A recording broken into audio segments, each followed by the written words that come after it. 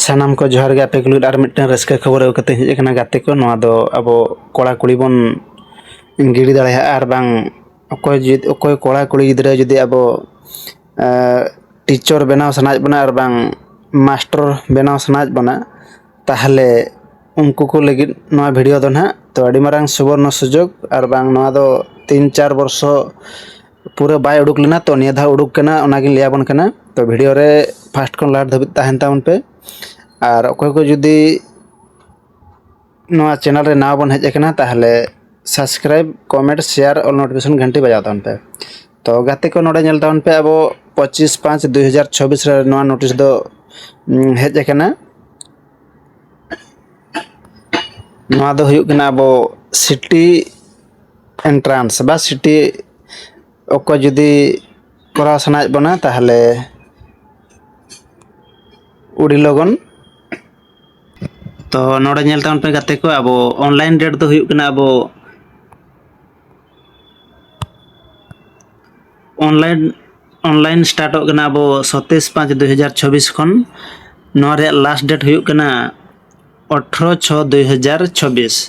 तो 27 में खज गना नोआ दो ऑनलाइन चालुआ लास्ट हो कना अब 18/6 बा 18 जून 2024 अकोय को जुदी ऑनलाइन जो बन भाल भूलिया ताहले 19 और 20 जून धाबिज नोआ बन इना भितर बन करेक्शन दाड़ेया तो तेहना वीडियो रे दो नोआ गे ताहे कना तो ओनागिन लिया बना अब अकोय सांतार कोड़ा कुड़ी गिदरा जुदी टीचर बनाव सनाय बना आर बांग जूनियर टीचर को सनाय बना ताहले उडी लगन अब नित खन गे कुरुमुटु पढ़ा तावन पे बा कोचिंग तावन पे नोआ लगी चेदा से नोआ अब सिटी जुदी बन कराव लेखान ताहले अब सिटी जुदी बन पास लेखान इना परे अब ओटीटी मेना का ओटीटी परे अब डायरेक्ट जूनियर टीचर लगी बन ओना रे बन चाकरी दाड़ेया तो ओनागी लिया बन कना अब सांतार कोड़ा कुड़ी गिदरा नियो अकोय को नितो +2 को बन पास का ताहले उनको को बन ना बन गिड़ी दाड़ेया चेदा से ना दो 2-4 वर्ष गान हुईना बाय उडुक कना तो निया धा उडुक कना तो इना ओनागिन लिया बना